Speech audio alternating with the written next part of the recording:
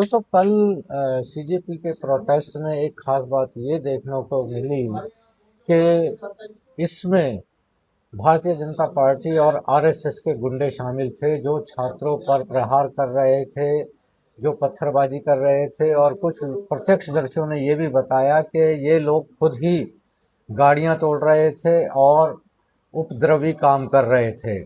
हालांकि पुलिस ने भी बड़ी निर्ममता के साथ में जिस तरीके से छात्रों पर लाठियां बरसाईं, वो अपने आप में बड़ा ही दुखद दृश्य है और ये दृश्य सारे के सारे सोशल मीडिया पर उपलब्ध हैं। लेकिन इसके साथ साथ आप देखेंगे कि दोस्तों, जब भी सरकार के खिलाफ किसी भी तरह का कोई भी प्रदर्शन हो रहा है तो इसमें भारतीय जनता पार्टी और आरएसएस के गुंडे शामिल हो जाते हैं। आपने दिल्ली दंगों में देखा होगा, शाहीन बाग में देखा होगा कि ये आकर किस तरीके से नारे लगाते थे कि दिल्ली पुलिस तुम लठ बरसाओ, हम तुम्हारे साथ में हैं।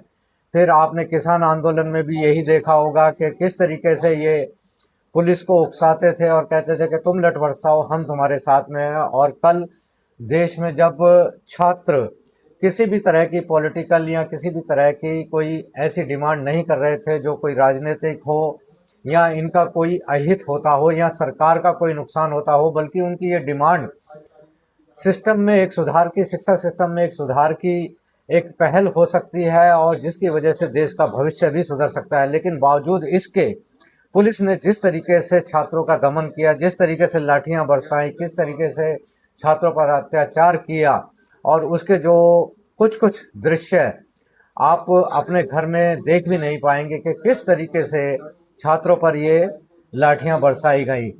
हालांकि उसके बाद में छात्रों के साथ में श्री जेपी नड्डा जी मिले थे और आज भी कुछ बात हुई, लेकिन इन बातों में ये देखने को आया है कि प्रधानमंत्री जी ने खुद कहा है कि हम इनकी समस्या को सुलझाएंगे।